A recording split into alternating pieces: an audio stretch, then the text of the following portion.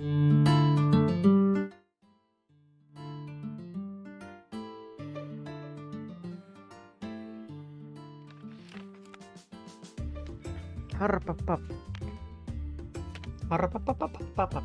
okay. Hello. Hello. In a sec. I'll say hello in a second. In a moment it will be when I say hello. That moment is. Okay. Hello, wait, hold on. I'm caught on something. How's that for an intro? Immediately got my headset caught on something. That's right. Hello, friends.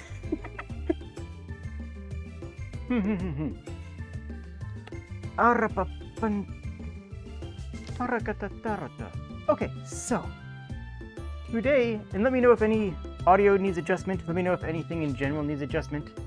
But today we are going to be talking about beta testing and giving constructive criticism and how to receive it and what you need to work towards to get your product in an ideal state. Because, well, if you could do it all on your own, you wouldn't need a team. And if your team knew everything there was to know, you wouldn't need feedback. And that doesn't happen, so clearly there must be some reason that we do feedback. So why is it? Well, the answer is pretty easy. So that we can get better. So that we can get information that helps us make a better game. Now, I'm going to be talking about this mostly from the perspective of tabletop, but with regards to and game design for the computers as well. This information should be applicable to just about anything that you are trying to get an audience's eyes on. This information should be applicable to just about everything ever. So maybe it will be, maybe it won't be. Let me know in the comments what you think. Or if you're watching it live, let me know right now what you think. This is going to be... Camera follows me? It shouldn't be. Oh, is the camera actually following me?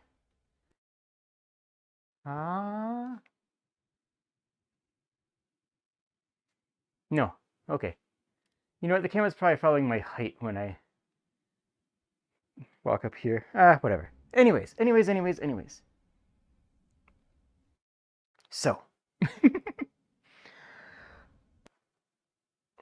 going to talk about giving feedback first, because I feel like that's a good place to start. Giving constructive criticism.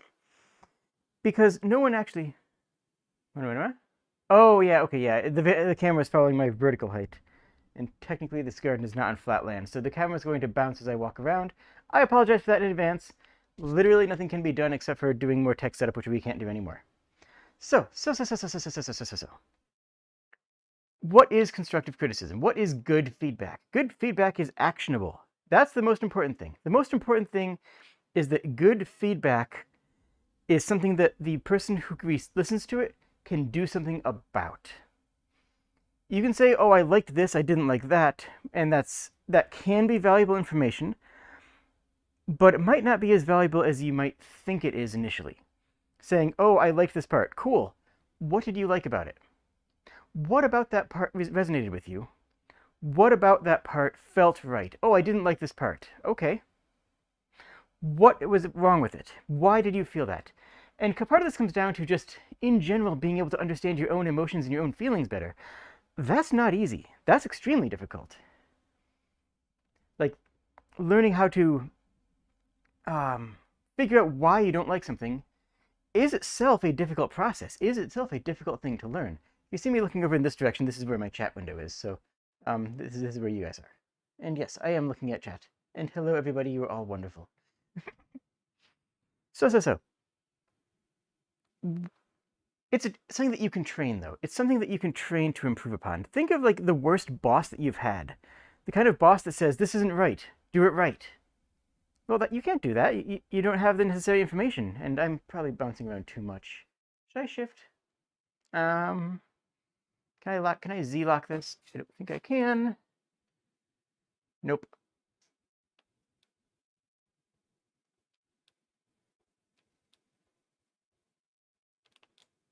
There we go. That should be...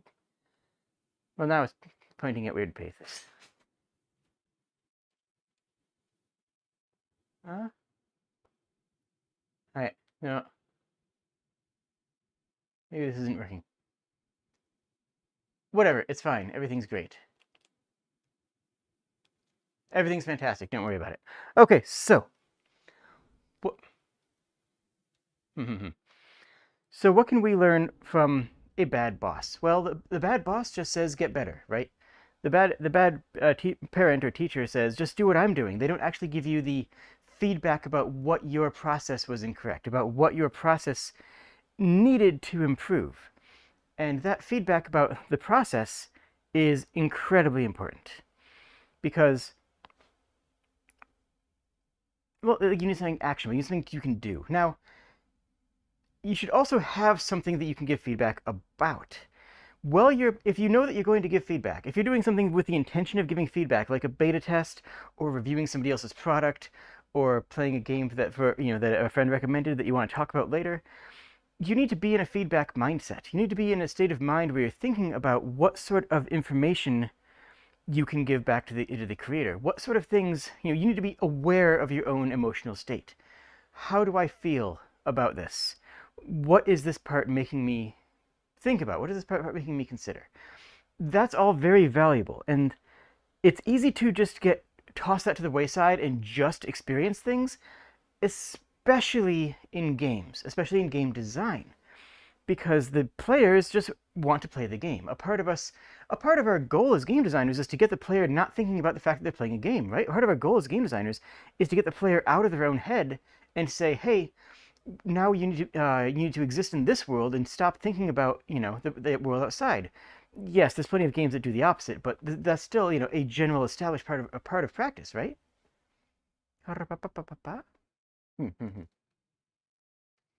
So just think about just think. Okay, that's a cop out answer, but think well about the process of what you're experiencing. Think, well, I enjoyed this part of it. I can see why you did this, but I think X, Y, Z.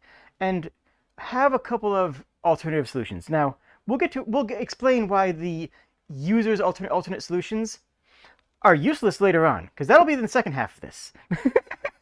But as the user, you need to have them. Okay, as the person who's giving feedback, you need to be able to say, this is what I liked, this is what I didn't like, this is what I felt could be improved on, this is what I felt what was relevant to me, and this part I did not enjoy because X. It's not I didn't enjoy this, it's I didn't enjoy this because X. Or I did like this part because it reminded me of Y.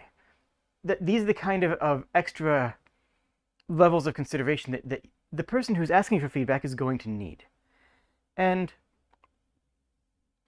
these are yeah, open with a compliment, close with a compliment, add some critique in between, but make sure all of your critique is actionable. When I played Scarlet Nexus, I hated it. I had a terrible time. Well, that doesn't actually answer. That's not a review, right? That's not a review of Scarlet Nexus. It could be, but it'd be a bad one. Now, here's a more in-depth review. I didn't feel like I was connecting to the characters the way the game assumed I was meant to be. I felt that the plot was a bit scattered. I felt the plot was going to random positions and not actually maintaining a consistent logical premise. I felt that the gameplay was repetitive and late game abilities felt so intrinsic to the game that they should have been added earlier. And it was missing any real options for gameplay. I couldn't change the style, my actual gameplay style, the way you can in other games by picking up a new weapon or picking up a different piece of gear. I felt locked into the same style whether I liked it or not, and for myself, more often than not, I didn't. That is more constructive criticism because it's telling more about my feelings and more about the specifics about what I liked and didn't like about the game. You see the difference, yes? On the flip side, I love Portal. It's a great game. Okay, well that's great. That is not good feedback though. Okay, well let's give Portal some good feedback. Well, I really enjoy the sterility of the base world because it helps amplify both GLaDOS and the tutorial testing environment into their own characters and helps establish what the world is and expects of us. Well, okay, now we have something to go off of, right? This is good information that is actionable. This is good information that the person can listen to and say, okay, I understand, and move from there. Another example that I've brought up a few times is I didn't like BioShock when I first played it. And that's a nuclear take if you hear on the internet. I didn't enjoy BioShock. Well, why? Well, I have a really good answer for that. The game was billed by its own marketing as a successor to System Shock 2. The game is nothing like System Shock 2. It's not even the same genre. It's not a survival horror. It's an action game. But because I was expecting a survival horror game, I didn't enjoy the time I spent with the product. Now, you see the difference between BioShock is bad and here's what the set of expectations and experiences that I had that caused me not to enjoy BioShock the way many others have. You see the difference, I hope. And if you don't, well, practice it, you know? Think about some games that you enjoyed and critique them, but with an open mind and in a way that would give feedback to somebody else. And likewise, if you're doing the artistic feedback, you can say, well, I like this part of it, but I don't like that. Or if for music, this part of the composition seems to be driving towards a certain goal, but I feel that it's not really fully resolved. Or storytelling, I feel that the hero's journey is truncated at this section here because you skipped over you paraphrased a certain, whatever. Let's think about why you like things and why you don't like things. That's not easy. It's not easy. Like, that can be a difficult process to actually think about yourself and what it is that you are enjoying or not enjoying. And focus on what you know. I mean, Sapphire's comment here is, come from a point of experience. That's true and valid if you have a point of experience to come from. And not everybody does, which is, reasonable. But if you are an artist, you can probably pick apart the art a bit more with a better grasp on what you're talking about, right? And the difficulty in game design is that so many of us, or so many people, like playing games, but don't really think about what goes into them. And not you guys specifically, I mean the audience that you're going to be giving you asking for beta feedback, I'm talking more about the audience there. Is like they probably just play a game and think game good, game bad. Because that's a very natural state to be thinking in, right? That's a very natural state is, do I enjoy this or do I not enjoy this? I would encourage all of you, everyone in chat, to go pick up a game that you're not going to like. Pick up a game that you are not going to enjoy. For whatever reason. But pick a game that is, on some sort of objective sense, a good game. So, pick League of Legends or Fortnite if you hate that genre.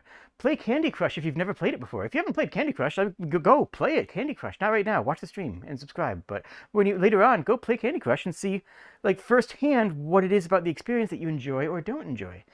If you don't like first-person shooters, pick up wait for a sale on Doom Doom 29 on the Doom remakes. Pick them up and try them out and see what it is about them that you don't enjoy. Maybe you'll surprise yourself and you'll like it, but that's not what's important right now. The point is that you're playing the game to improve yourself as a game designer and pick apart the experience. Say, I experienced this part of it. This part didn't resonate with me, and why? And this is something that I recommend to all game designers. All game designers should play a diversity of games. They should play a wealth of games. You never know what's going to strike inspiration for you. You never know what game or what genre is going to have elements that end up being valuable to your decision, to your path, to your implementations. Like, you might find something in a gacha game. Like, if you might find something in a gacha game and be like, you know what? The way they present the characters here really works. And maybe that's something that you can figure out how to make your own character presentation better, or maybe that somehow way that you are presenting rewards to the player, something that you can draw a draft off of there. There's just, yeah. But the idea is that you are analyzing it while you're playing it, and that's the key to giving constructive feedback, is to be analyzing the game while you're playing the game. And yeah, sometimes you need to play for a little while first, and then get into it, and then think about the analysis afterwards. Other times you just need to, with enough practice, you can just do it at the same time. But make sure that your feedback is something that could be actionable. Now, of course, if you play League of Legends, your feedback is not going to actually get all the way to over to the execs over there. They're probably not going to be paying attention to your blog. Sorry, hate to break that to you, but the fact is that you can still make a constructive, actionable response and say, well, this part of the game felt slow, and this part of the game was causing XYZ, was causing something to happen that affected the rest of the game and the rest of the experience. League of Legends is very make or break by the community. That's true with many multiplayer games, but you can still look at the framework that the game is set up on. Like you can still look at the laning phase, you can still look at the team fight phase and the group pushing phase and the objectives, various objectives, and then compare it side by side with Pokemon Unite, or compare it side by side with, I don't know, Heroes of Newerth. That game died so long ago and it was not great. I mean, but like, and then you can realize the flaws and then go play Dota instead. I'm kidding.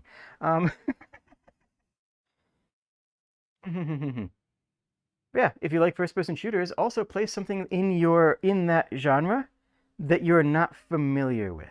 So, someone in chat just mentioned, if you like first-person shooters, but you've never played Splatoon, try it. If you like puzzle games, but you've never played the original Myst, well, maybe you should go back and try it. Like in platformers, go play go play the classics also. I mean, that's just a very important thing.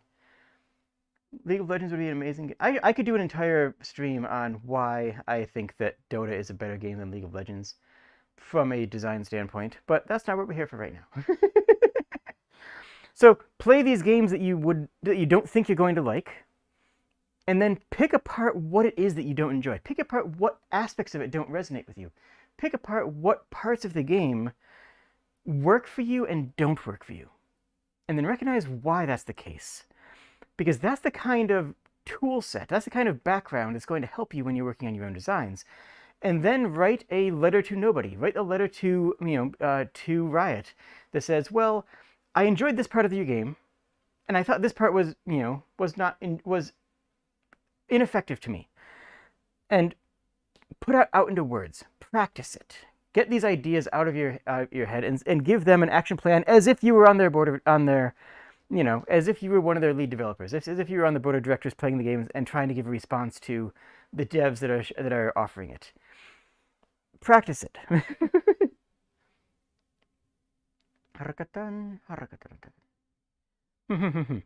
But the keystone of it is actionable. It's why certain things affect you and what could be done to change them. And then as a designer, when you hear that, this is where I'm going to start pivoting to the other side of the coin. The goal as a designer is not to listen to all of the players' recommendations. The goal as a designer is to listen to the players' recommendations and figure out why they felt that way. Knowing what the players think and what the players want is not what the players need. Usually, 90% of the time it's not. But with seeing what the players want, and then you have to figure out how the players got there. How did the player get to feeling that this mechanic felt overpowered? How did the player get to feeling that this section of the game was grindy? Obviously, you didn't build it to be grindy. So why did the player feel that this section was grindy? What was it about that felt grindy to the player? See, it's not actually listening to the feedback and responding to it directly. And that's something that a lot of devs, like a lot of professional industry devs, make a mistake of, is to say, oh, okay, so they're saying this, I should be listening to this. Or they're saying this, but I'm going to completely ignore them. No, the idea, ideally, is to listen to them and say, okay, what in the game is making them come to that conclusion? Maybe your level scaling is wrong, and that section of the game was too grindy. Or maybe the enemies are getting more HP too rapidly, so the fights are taking longer. And maybe the combat isn't actually getting grindy, but it feels that way because the player's attack values aren't going up as fast as the enemy hit point values.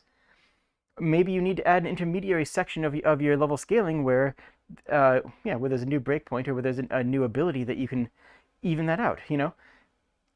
simply cutting down the grind might not be the answer, even though that's what the players are asking for. You see where I'm getting at.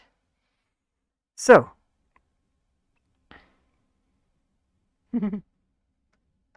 oh, people talking about League. Fair enough, reasonable. But as you are making the game, you need metrics.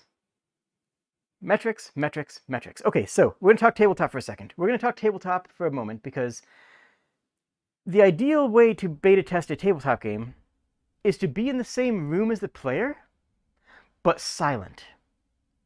You want to take your handbook of miniatures and tabletop layouts and rules, hand it to the player, step back, and watch. And be there if they have any game-breaking questions, but do your best not to respond to anything that is already in the rules, and pay attention to how they are interpreting your rules. This is important, and this I'll dovetail this into video games in a moment. But the idea is that you want to be observing apart from the player, so you can actually get their genuine reactions. If you can not be in the room but have a camera on them, even better. Even better in that case. Because that will give you their initial reactions, that will give you the players' instincts and thoughts, and that will give you the players as close to the unadulterated reaction to the game as you can get, which is the goal, right? If the game was already perfect, you wouldn't need beta testing. So you need to look at them and say, okay, here's the rule set, here's the miniatures, here's a tabletop. Go. See what you make of this. See what happens here. And I'm going to sit back and curse under my breath every couple seconds as you guys get absolutely everything wrong. But then I'm going to pay attention to what you got wrong, and I'm going to know what an average player might think, what an average player might be experiencing. Now, a lot of this you can't do in a video game, right? A lot of this just is not a video game thing, right? That's just harder to do. It's harder. I mean, usually when you have a video game going into beta test, especially as a small dev, you can probably do what I just described for 20 people, 40 people, 50 if you have, you know, a good network. Realistically, and like a decent sized city maybe. Realistically, a lot less because of the world right now. But you could have access to thousands of people online. So how do you actually get that information? Well, that becomes more complicated. That becomes much more complicated very quickly because you can't be in all their rooms, and, well, even if you could, they probably wouldn't be terribly happy about you hijacking their webcams. I mean, people tend to frown upon that. So what do you do instead? Metrics. Instead, you get as much information as you can from the player's actual play. I'm not going to go into the technical side of how to do this in Godot, but you add in a network element and have the game pull data from as many points as you think are reasonable. How long does it take to beat a level? How many deaths did the player have before the first boss? How many deaths did the player have before the tutorial ended? How many actions did the player do between such and time and such secondary time? Having all this information will give you that in the room experience that you can't have as a designer, because you can't be in all the rooms. You know, like we said, that's usually not an option. 17-minute cutscene, which discourages people from playing it. That's fair. I mean, how many people are going to sit through that? And you know, how many people start hammering on the keyboard partway through trying to skip cutscenes? Maybe your cutscenes are too long, or maybe that's just the minority of the players, and most of your target demographic enjoy that. Like, you need to learn and figure that out, and the only way you'll know is by having those metrics available to you. And make sure you ask for metrics on things that you aren't even immediately directly expecting to change. Like, you know, maybe you have an assumption about a play set that the player is going to use, and, well, you know what, let's add in some metrics to see what players are doing. You might be surprised. You might even come out at the door with an entirely new concept, and maybe an entirely new game design idea based on the player's interpretation of your mechanics, of what you thought was going to be the default world. So then you have all these numbers and all this information. Now you need to do stuff with it. Because that information isn't useful on its own. That information is only useful insofar as it is actionable. Same as before. So you can say, well, all the players got through the tutorial very quickly. Great, that's your good tutorial. But what if you what about the flip side? What if you say, wow, we had a third of our players died before the tutorial ended? Well, now you need to rewrite your tutorial. You know, like maybe your perfect tutorial isn't as ideal as you thought, or maybe there's some workaround that the tutorial is teaching players to get into a different direction, into a different mindset as they're playing the game. You can only get this information by a combination of watching people play the game, ideally for the first time, and getting metrics back. In the tabletop industry, there's a big problem with major companies. I've brought this up on the channel before. Only getting metrics from tournaments, and as a result, only changing the balance of the game because of tournaments, which is an issue because the average player is not the tournament player. The average player is not the top 5% of players that are engaging at the tournament level, right? That's not the people that are making the bulk of your sales. The bulk of your sales are either going to be hobbyists or casual players. But many tabletop companies only pull metrics from tournaments because, well, tournaments you have a list of an army list. Tournaments you have a list of all the models that are used and not used. You can see the representation of the factions and of the game on a whole, and the state of the game on the whole, by looking at the tournament level. That's true. But if that's your only viewpoint, and you are optimizing for tournament play, you might lose track of the little guy. You might lose track of the guy who's paying your paychecks. You might lose track of the casual guy who likes to play lizardmen because they think lizards are cool. You might make the game and balance it better for a tournament, and then leave behind the dude who likes the goblins because they make weird noises, like because they make weird noises while they're playing them. Like the painters who are coming up with unique color schemes and promoting your game by showing off the models. You're like, that's the audience you want to be catering to. But if you only ever use the tournament metrics, you lose sight of them. And the same is true on this level for video games. I mean, the amount of metrics and analysis that you do for a tournament game in a competitive game, like a Street Fighter style game, needs to be balanced with metrics from the casual play as well to make sure you're balancing for both. Smash Brothers is an example of a game that's very heavily weighted towards casual play, where casual players are they know that's the primary focus, so they make sure that the game is designed for the casual players from the ground up. Something like Street Fighter is a game is the opposite, where you can tell the game is mostly designed for tournament play, and the casual players are, well, they don't worry about it as much because the casual players are going to casual play, and and hopefully they'll have a good time doing whatever. But both sides do both. Smash does check what the tournaments are doing. It just does check Elite Smash tier lists. They know what the tournament stuff is, and they do balance it accordingly. They do. Likewise, Capcom isn't entirely ignorant of what's going on in the casual play base for Street Fighter, or any other games for that matter. Monster Hunter is another good example. Monster Hunter is a good example of a game that, only looking at top level play, is, like Team Darkside, leads players to the wrong mindset of the game. But the devs make sure that both are handled.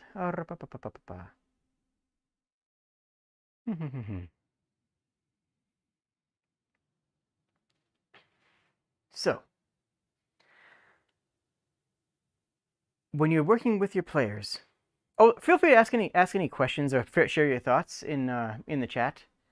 This is just sort of an open forum discussion. I didn't really have a whole lot planned going into this. I burned through most of what I was going to say already. No, I'm not really, but...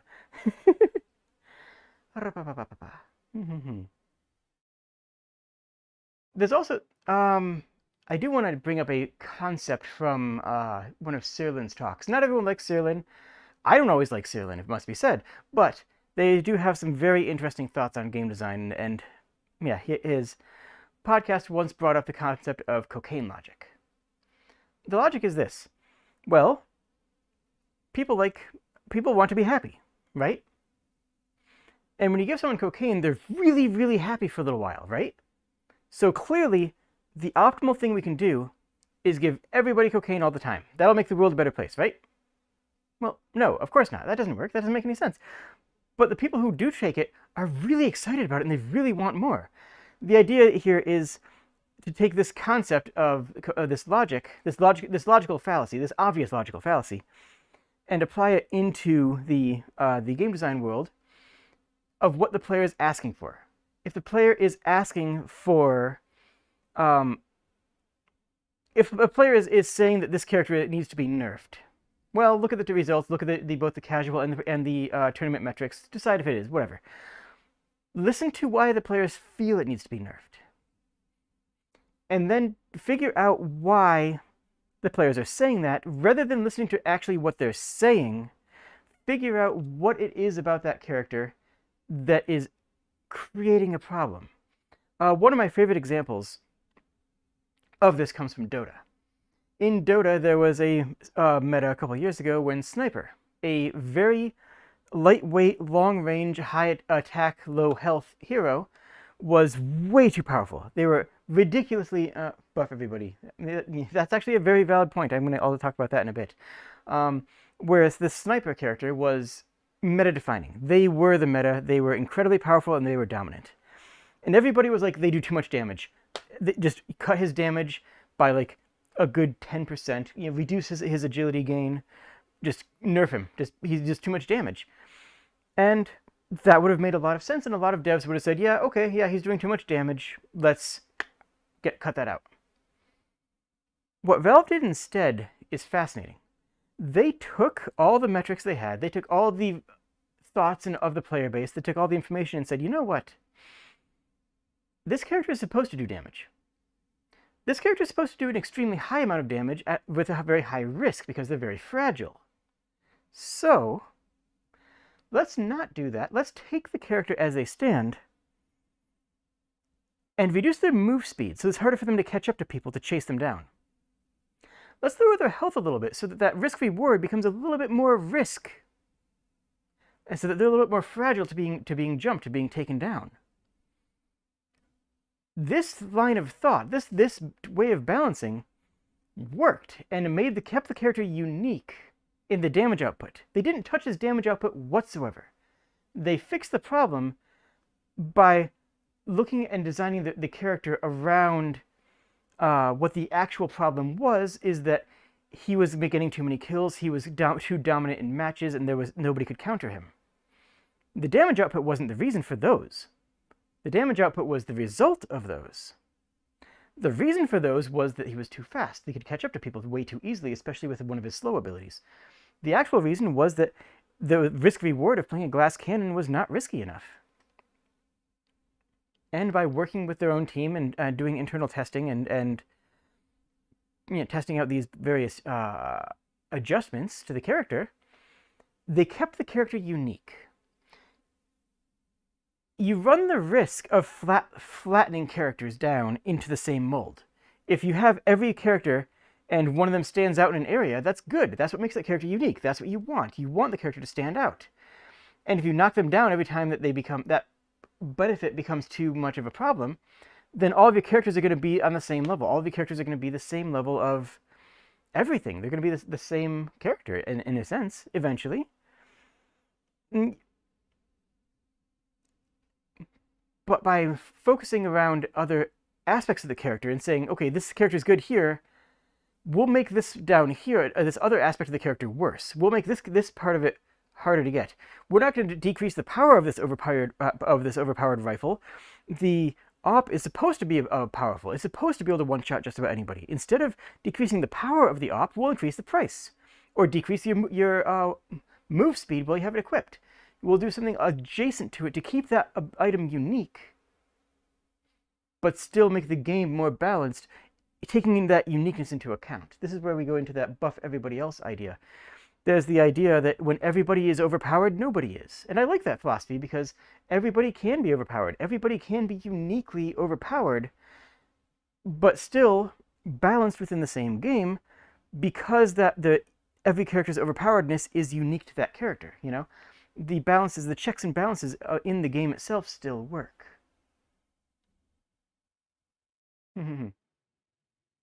Oh, yeah.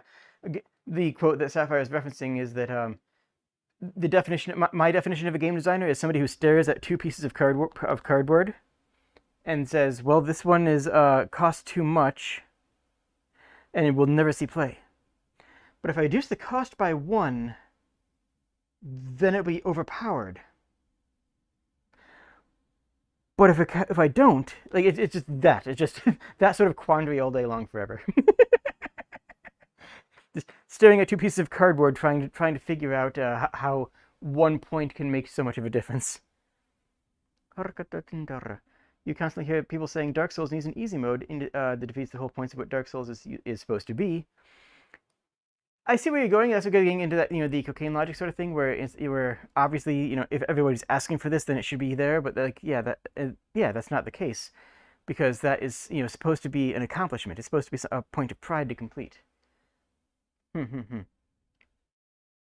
Okay, so you've put out your beta test. You have all these fancy metrics everywhere. You have a beautiful little consent agreement. You have a form for the players to fill out. Have a form for the players to fill out. You need a form for the players to fill out. So every beta tester gets the same form that says, what do you think about this? What do you think about this? What do you think about this? When you get into deeper beta testing, when you get actually into more A/B testing and there's more differences between each iteration of design, you want to have this feedback about specific points and say, okay, player, on a scale of 1 to 10, what did you think about, how powerful do you think this enemy was? And then ask it in text and say, describe how you feel this enemy fit into the world, or whatever you're testing. You're testing for, everyone's testing for different things, but yeah, did you feel the randomization was a limiting factor in your play? Something like that. At the end of it, have a mock Steam review. Have a mock review page section where they can write down a review of your game as if they were adding it to the Steam page, and insist that they don't hold back. Tell them to be honest.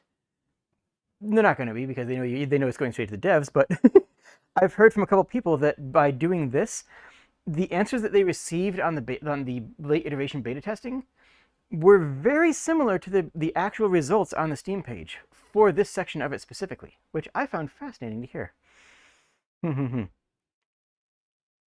So what does that do for you? That gives you direct feedback, and if you don't receive actionable feedback, if you don't receive that constructive criticism, you can figure out the constructive criticism yourself if you have the metrics.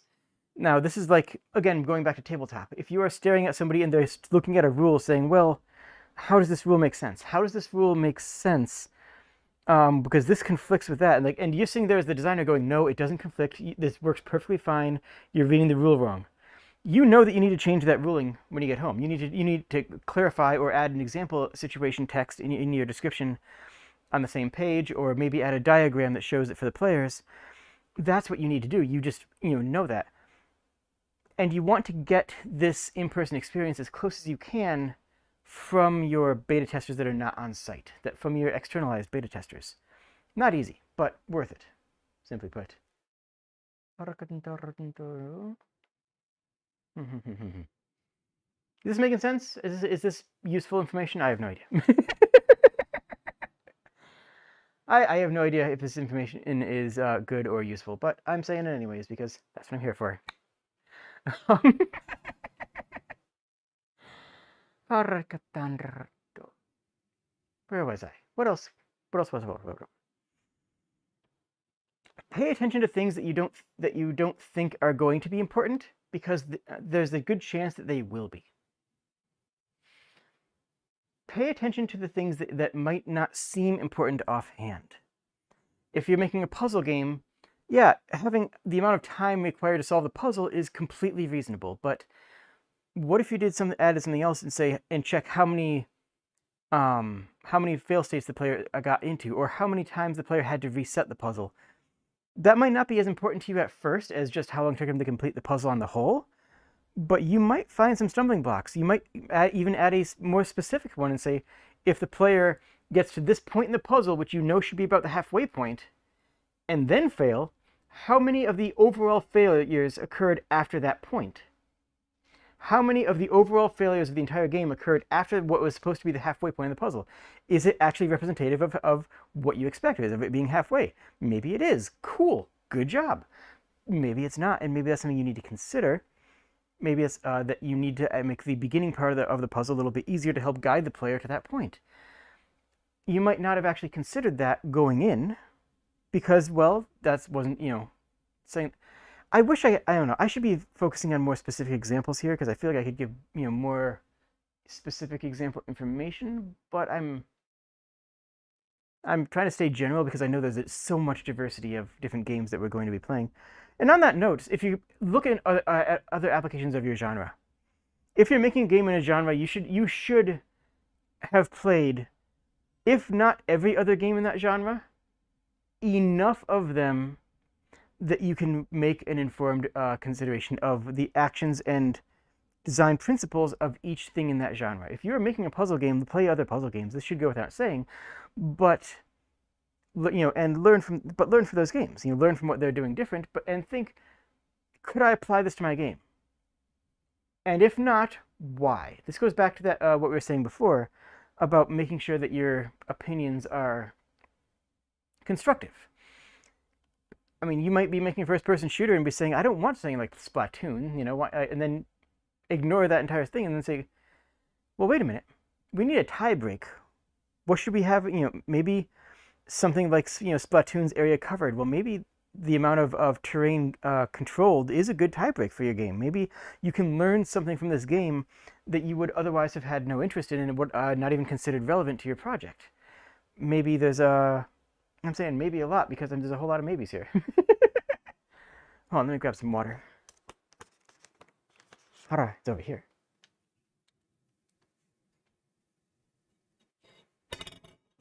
Water.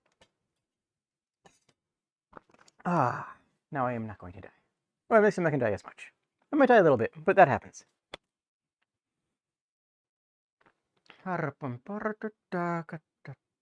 Okay. So, yeah, chirp in with questions, please. Questions or thoughts or brain minds. I'm currently in the Final Fantasy VII Remake world, and Final Fantasy VII Remake is a very interesting game, and I cannot wait to play it. I don't have the hardware, but I will someday.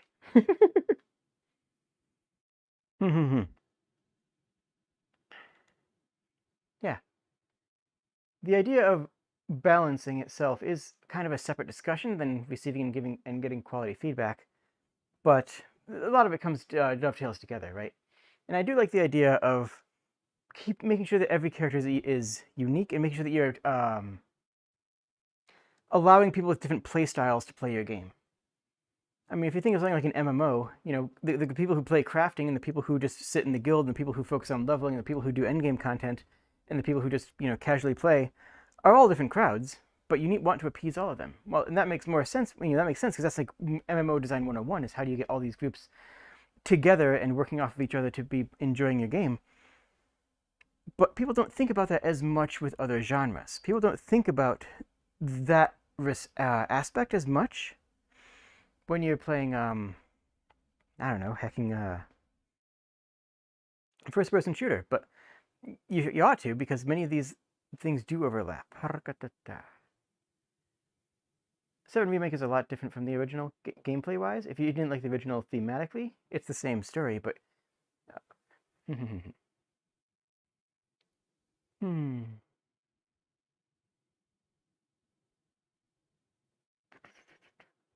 Sorry, just skimming.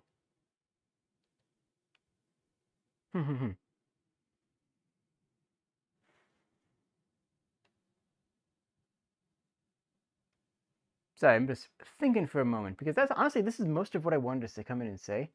Like, a lot of what I wanted to say was about the actionable responses. It was about gathering the metrics and using the metrics and learning about your own game from the eyes of other players, because you can never live someone else's experience. Then you need to learn to see what your new players are going to think.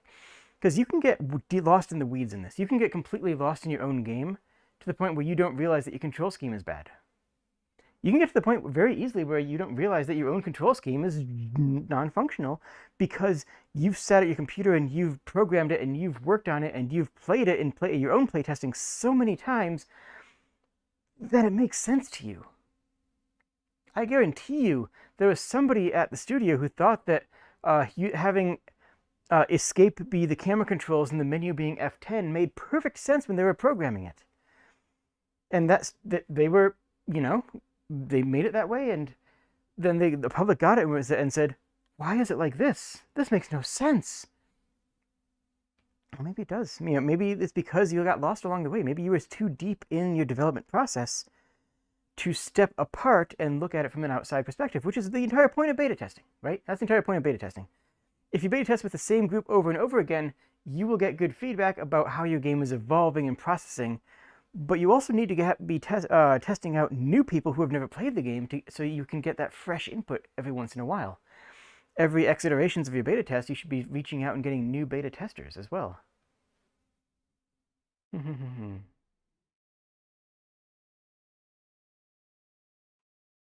Yeah, so in last Game Jam, didn't realize how hard their games was controls-wise, and yeah, and the reference I brought up before about the escape being camera controls is from Blood Bowl, the original release of Blood Bowl on PC, because it was just complete nonsense. But it doesn't do any good to just say, well, this is nonsense. It does good to say, well, why was it like that way? And I suspect it was because somebody who was working on it for the entire development cycle set that up in the beginning as a placeholder and just decided, and just got used to it. They got used to the point where they didn't think of anything being wrong with it. And then when the game launched and people were playing it for the first time, it made no sense to anybody because why is menu on F10 and why is escape camera controls? Like, that was unironically what it was. That was legitimately what it was.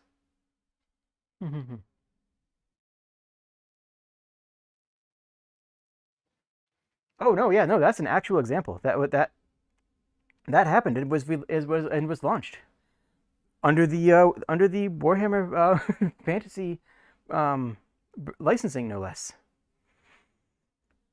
Because someone worked on it for so long, and that felt natural and right to them because they were used to it. They were used to that in the development cycle. Another famous example of something very similar was one of the hardest jumps in I Want to Be the Guy. If you don't know I Want to Be the Guy, it's I don't know the timeline, but it's somewhere between the inspiration and the culmination of the Kaizo games, the extraordinarily difficult games. Well, one of the jumps, the level designer made it, hit go, tried it, it worked fine, and he kept on going. It was like a one frame jump, or like a one frame jump window with like a 3 pixel safe area. It ended up being an incredibly difficult jump, arguably the hardest jump in the entire game. But because he made it, he tested it, and he was lucky, I guess, on his first playthrough. He said, "Okay, that works," and just kept on going. He didn't have that because he just didn't realize that what he did was going to be a problem. He just wasn't in a position to recognize that was going to be a problem for other players because he was too deep in the development cycle to recognize the results of that work. If I recall, he left it in, but he left that jump in, but added a save before it in case you're playing on a game mode that allows saves. If I recall correctly.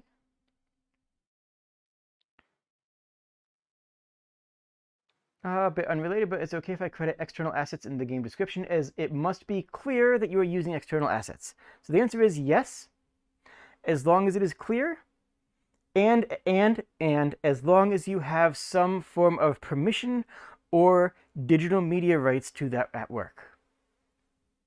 If I don't care how much you attribute it, if you start using pop songs in your games, that's not allowed because, well, that's not a thing.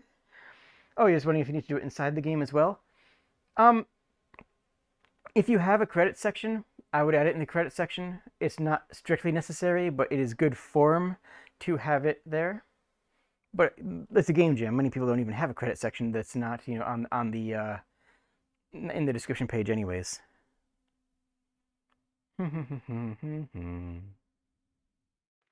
I want to be the guy who was tested by the developer's little sister. Really? I don't. Huh. I don't remember that.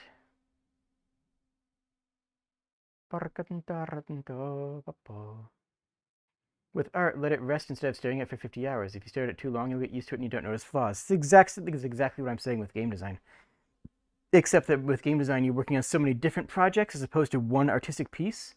There's so many different projects you're working with that you can get lost in the weeds in the same way. So sometimes just stepping away for a little while doesn't get you back into it because you have so many spread out trees and paths and hats that you need to be wearing.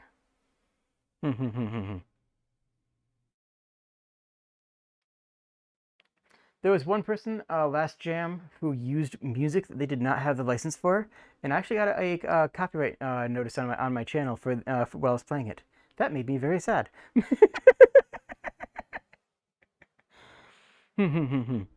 So I petitioned Adrian to make that a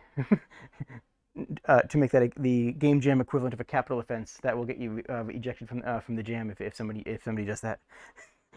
And somebody will say, well, this is Pokeball's canon. It's from the long time ago's, and it's like, yeah, cool, but you don't have the rights to that recording. The recording rights belong to Victor, and they will destroy me.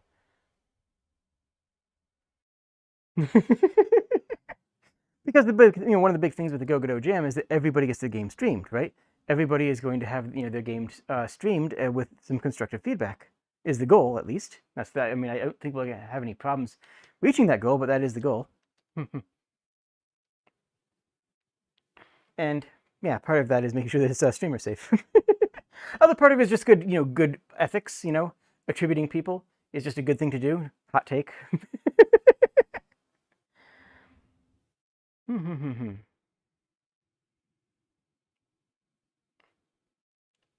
Doing another 24-hour stream? Yes, this is actually going to be my first 24-hour stream. I have not actually done a 24-hour stream before. Last one I did was 12. I did a 12-hour stream, and that was painful enough. This time it's going to be a full 24 hours with guests and special appearances and some guests of people who are cool that you might be surprised to see. And it's going to be like a whole thing. And it's a 24-hour stream. I may die on stream, which will be great content. It'll be great. What could possibly go wrong? Ah.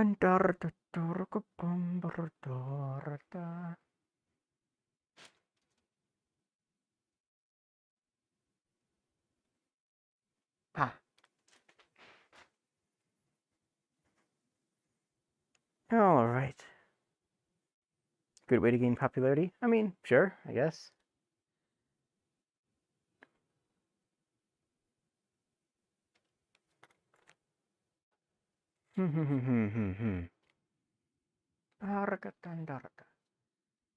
Let's see here. Yes, other questions? Any more jam questions that people have?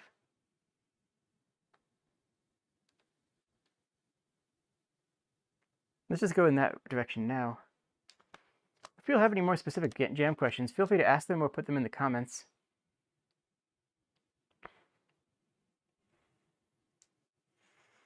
I was expecting more questions while doing this, which is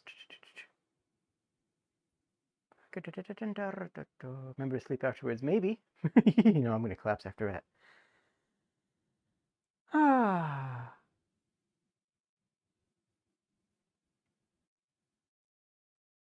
Question: raspberry, strawberry, or something evil?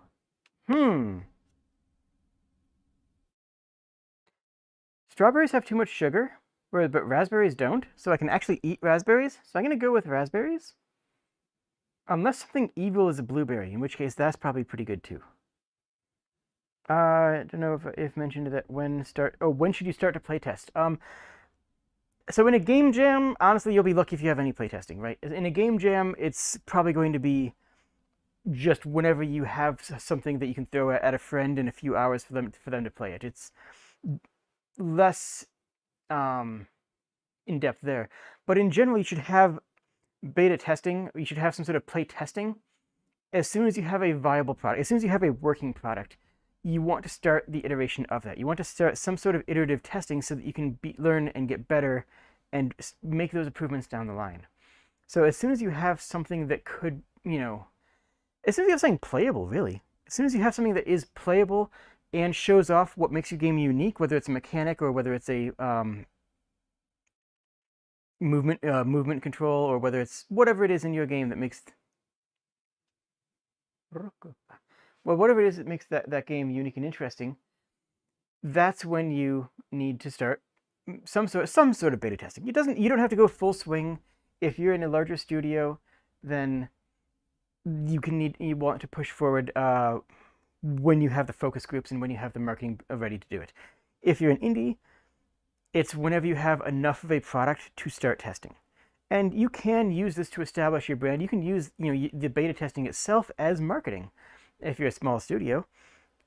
I mean, Supergiant Games also did a lot of beta testing for Hades, and Kickstarter backers were I believe, if I recall correctly, Kickstarter backers were allowed to be in the beta testing, which gave them a way of keeping their core demographic, people who kickstarted it, engaged with the game by giving them the as much information as quickly as possible, but to keep them engaged. But that's sort of almost more of a marketing question than just a design question from a design perspective. Anytime you have a question about a feature, some sort of playtesting can give you some more information. I don't know much about Darkest Dungeon's development cycle, though. Probably it's a good policy. So I can't speak with any authority on that. I speak with authority in general. I mean, I don't know. I'm just weird. I live on the internet.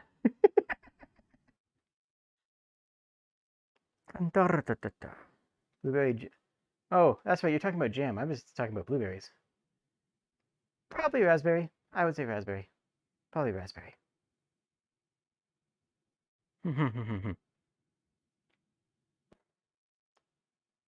As a carnivore, I can have a very limited amount of jams that I can actually eat at all. So I just work with what I can get.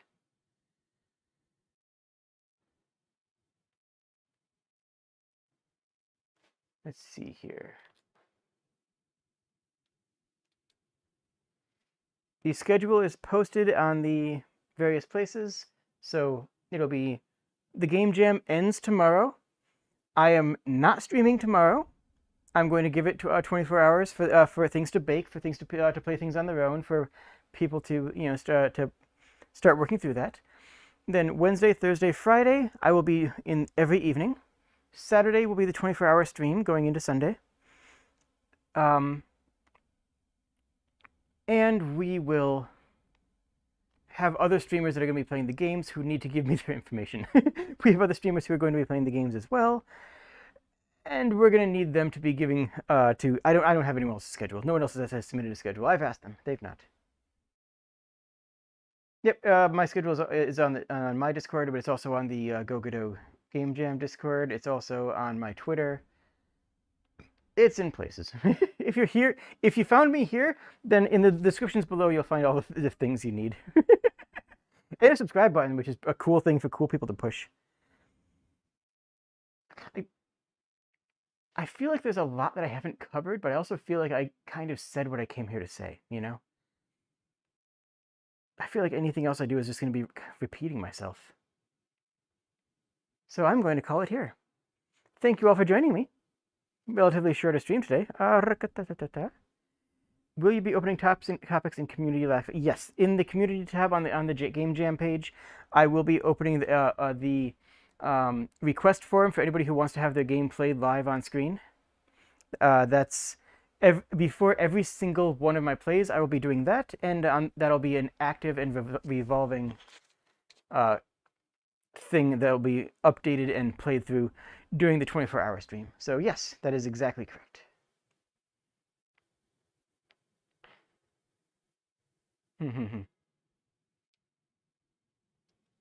Okay.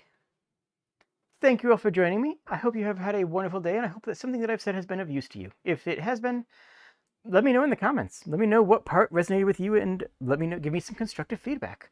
That's actually something I will touch on, is that it's very difficult as a VTuber to get constructive feedback on my own performances. it's actually surprisingly difficult because so many people will go, no, Jade, you're wonderful. It's like, cool, that doesn't help me get better. Or people will be like, I don't like you. You're kind of trash. Ouch, but fair, but still not constructive. But such as it is. Let me know what you thought was useful, what you thought was not useful in this talk, and let me know how I can improve myself as well. Thank you all, and I hope you have a wonderful evening. Cheers. I stepped on something. Fine, probably. Yay, over here now.